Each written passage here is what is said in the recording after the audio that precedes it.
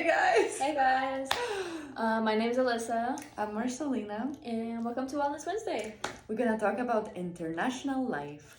So, if you guys didn't know, Marcelina is actually an international student, and I was more curious to know about the things that she goes through, and she just wanted to educate us on different aspects of being an international student.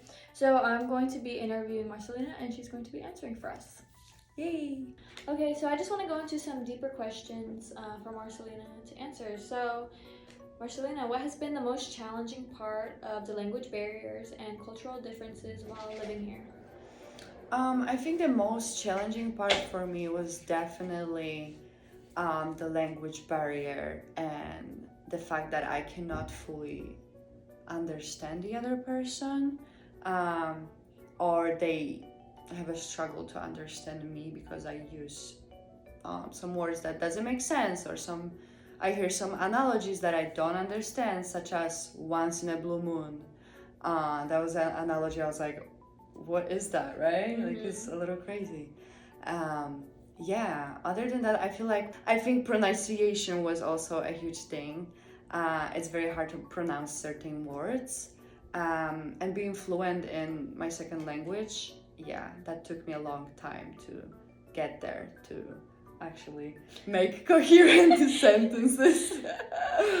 Sorry, I didn't mean to laugh. No, you're good. But, okay, so Marcelina mentioned analogies and how we say once in a blue moon, or what else do we say? What is something I we actually say? wrote this down, so Yeah. let's look at it. Oh, piece of cake.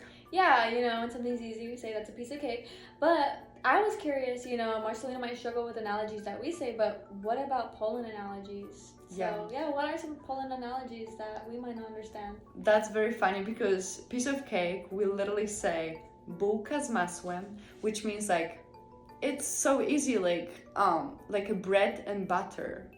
So I never said that. I don't know if you guys say that, but. So, what other analogies did you write down? So I said once in a blue moon that I mentioned before, and we say very similar thing. We say once in a Russian year. Yeah. But yeah, it was cool to compare those different analogies. Okay, so also what's super confusing sometimes when there's a one word but it has a couple of different meanings. So for example, a grid, right? Yeah, so I looked it up because I was a bit confused. And the word grit can be used, it's spelled the same, but it could be used in two different ways. So the first definition is small, loose particles of stone and sand. And then the second explanation or definition says courage and resolve, strength of character. And so, yeah. Yeah, that was interesting. I remember my coach, she called me like, Marcelina, you have a grit. And I was like, a sand? What? Like, I didn't get it. So sometimes I just felt like I had a huge mood swings because of that, and I tend to isolate myself. So that's not really healthy, right? But I'm glad we have a free counseling center, so I definitely used some of the counseling sessions. Yeah, so it's just very challenging for international, so I just want to keep that in mind, that language barrier can be very confusing and can tend to isolation and just a bad mood swings. Okay. Well, thank you so much, Marcelina, for telling us about language barriers and just educating us on how that can be challenging for you. So I have two other questions that a lot of people might actually wonder, or just they want to be respectful, and so I want to address it here. Does it bother you when people mention your accent, and does it bother you when people correct your English if you ever make a mistake? Yeah, so actually it doesn't bother me at all, especially when you mention my accent. I feel like it's a great opportunity for me to connect with you and say where I'm from, and how I was raised and all of that. So I feel like it actually helps me bond with people. So don't feel like you're disrespectful. No, I really appreciate that. And when it comes to correcting me, I think this is a very essential part for me to learn and to actually speak very fluently in English. And I always mention that to my friends. Please correct me. It's gonna help me. you're gonna understand me better, and yeah, and I'm just gonna be more proficient sooner. Yeah, because also for me, I don't want to sound awkward, right? Yeah, so I always mention that. Also, with that, I do appreciate you telling me that. Yeah.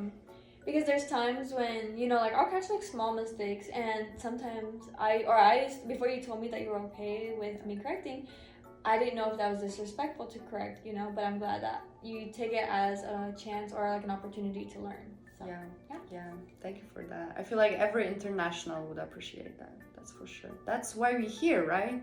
For learning process, so.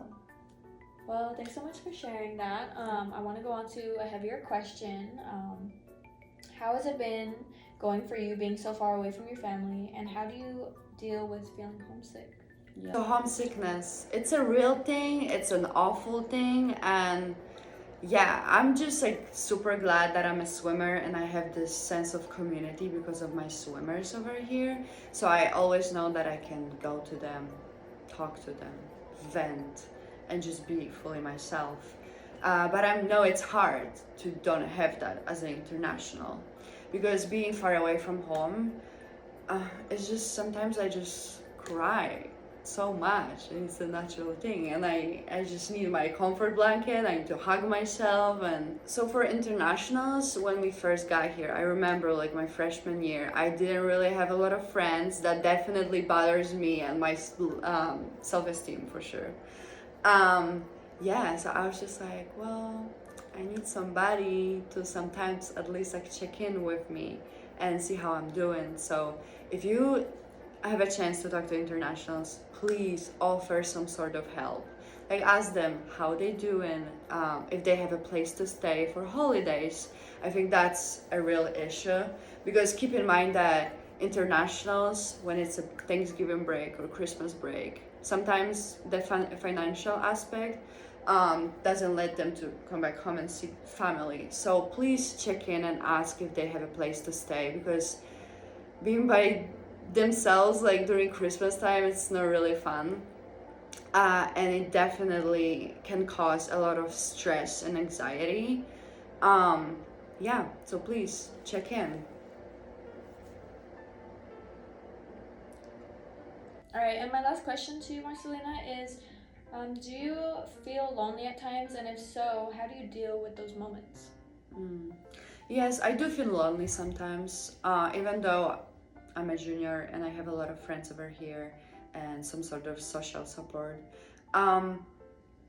Yeah, I feel like how I deal with my loneliness, I try to reconnect with my Polish culture by making a meal, just simple Polish crepes or pierogi, just to like remind myself where I'm from and just like recall these positive memories. Also, I like to connect with my family. I can make a quick phone call. Yeah, because some of these days, like I just need a hug from my mom or my sister, right? So yeah, I need my comfort blanket and just hug myself.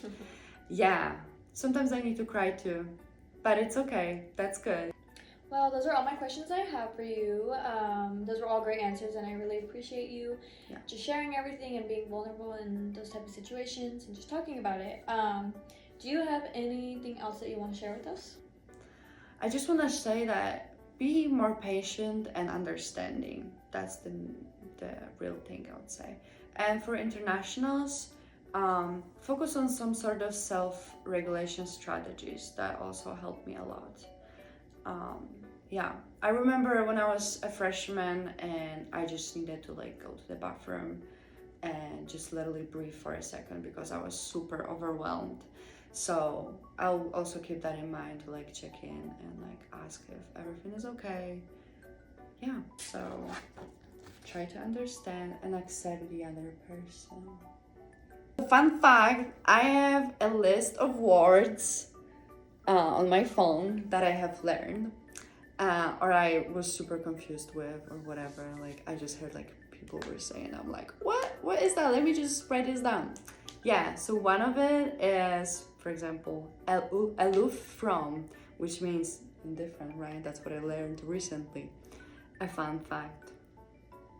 Oh, aloof, yeah. Aloof. I heard of that, but I've never used that. Well, thank you so much, Marcelina, for sharing everything. And, you know, I feel like I learned so much from this. And, yeah, I hope that you guys learned a lot. And, yeah. Be kind and nice to your international students. Yes. Be patient, be nice, and invite them places. Yeah. No. Thank you. Bye. Thanks for watching, guys.